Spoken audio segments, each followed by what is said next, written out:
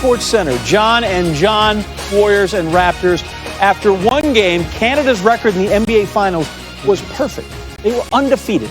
Yeah, the Canadian that invented that game, Jimmy Naismith, born 1861. So it was a win, John, 158 years in the making. What about game two? Back in Toronto. Don't say the second T, kids. It's Toronto. The president in the house.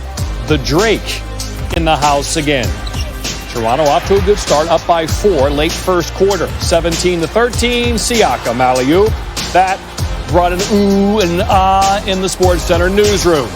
And things are looking good for the Raptors to go up 2-0. Second quarter. Steph, just 4 points in the first. 0 of 4, looked a bit dazed or something. But finally, at long last, snakes his way through the Raptor defense and knocks down the 3. Curry, 10 points in the final 4 minutes of the second. 16 total at the half. He and Clay keeping Golden State afloat. And then third quarter is where things get interesting. Kevin Durant with some pre-third quarter words. And this is a team that has dominated third quarters. Like all great teams throughout NBA history. Coming out after the break and making a statement. Iguodala from Cousins. Clay, Green as Steph sets the pick. Next possession. Boogie, Clay with the left. Clay again. Rocking the suburb, just like Quiet Riot did. And a chirp for the bench.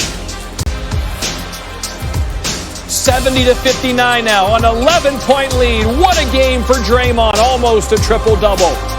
The Warriors go on a 20-0 run spanning the second and third quarters. 18-0 run to begin the half. Tough sight here.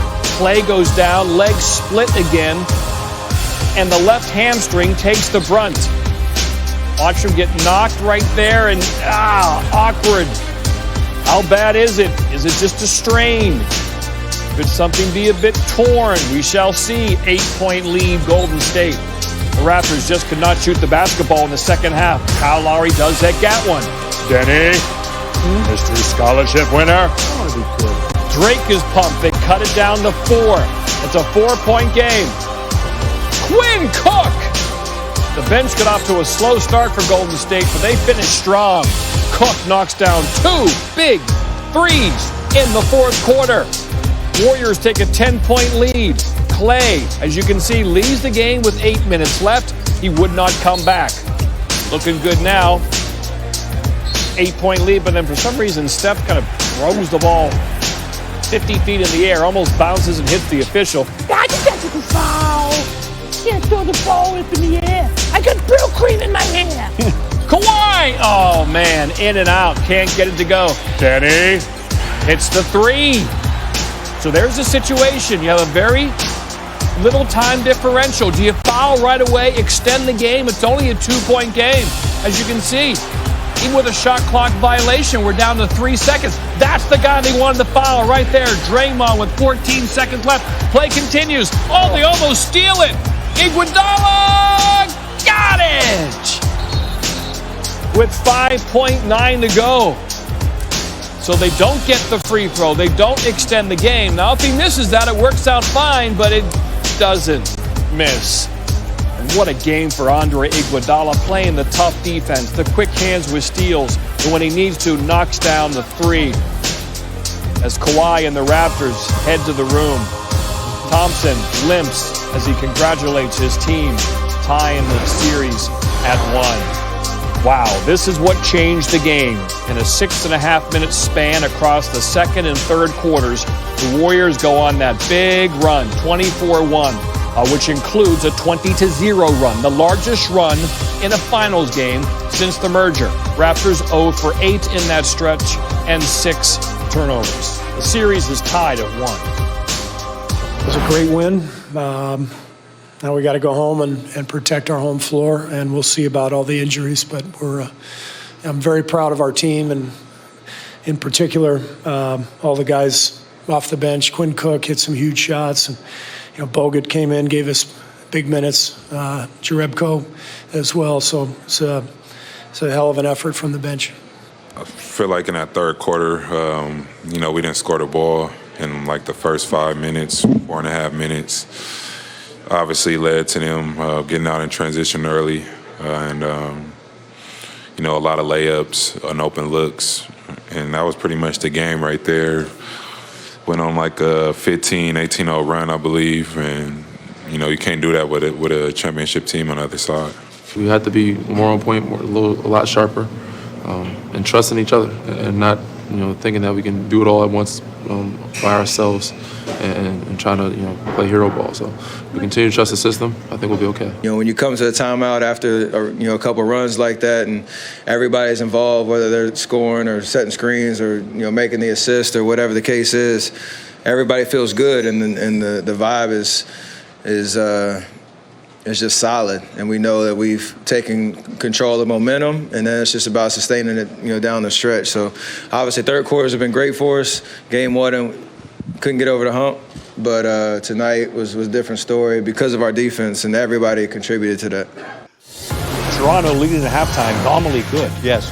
They had the best record in the league when leading at halftime. 16 for 16, Kawhi at the line. All right, the Warriors, they don't like when they're down in a series under Steve Kerr. They're now 7-1 when trailing the series at any point under Kerr, so they can bounce back. Their only loss, Game 4, Conference Final 2016. Outscoring opponents by 11 in these games as well, so they come back with a purpose. But they have to go back to the ice bag again. Klay Thompson, latest in the training. Leaves in the fourth quarter. Landed oddly there at that three-point shot. Hobbled around for a couple of minutes. Eventually left the game for good with 8 minutes left. Hamstring tightness is the early assessment. More to come when he gets back to the Bay. But just add them up. Klay, KD, Looney, Boogie, AI. A lot of guys banged up. Steve Kerr, not a doctor. Klay said he'll be fine, but, Klay could be half dead, and he'd say he'd be so we'll see. He pulled his hamstring. He thinks it's minor, so I don't know what that means going forward.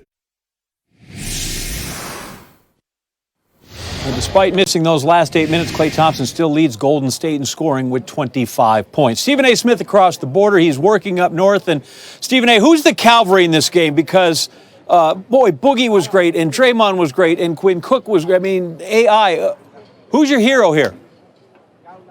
Well, to me, the hero is Boogie Cousins. I thought he was the MVP of the game because of the way that he played in the second half. To start after Jordan Bell had started in game one, to come off the bench, Steve Kerr recognizing he needed more size to go up against the Gasols and Ibakas of the world, and for Boogie Cousins to come in and to do what he did in terms of rebounding and assists. I thought he was absolutely sensational in the second half and basically played the role that we're accustomed to seeing Draymond Green plays. He was actually defending very well on pick and roll situations as well. So considering quad injury that he suffered, the way that he was moving in pick and roll situations where people tried to compromise him, he was defending well, he was rebounding well, and he was just throwing exceptional passes all night long. That combined with the whole bench overall. Quinn Cook came off the bench, all 9 of his points on three-pointers, including 2 key three-pointers in the second half. McKinney had a big-time shot as well. You just look at the guys and the way they produced off the bench. You just can't say enough. Steve Kerr pushed the right buttons.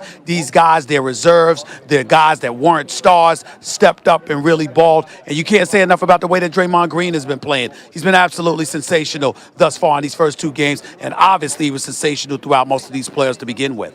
Steve Kerr had to go 11 deep in this game. The Raptors, they played 8. That said, with these injuries, and you talk about the bench, we move forward. And if you got those kids in the hall limping around, KD and Klay, what's a reasonable expectation for Golden State, even if they get to go home and play on their home court?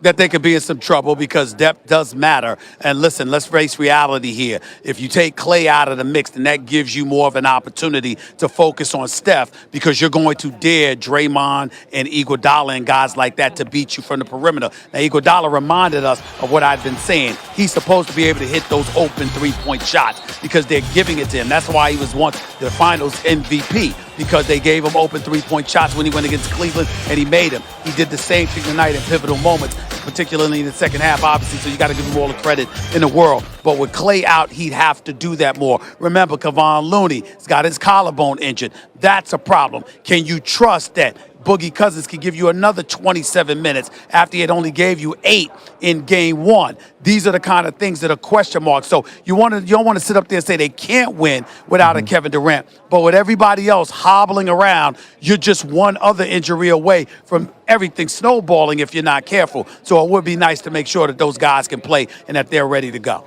They're literally trying to limp to the finish line. Stephen A. Smith, that's his first take before first take. Thank you, brother. Thanks a lot. SportsCenter on the road.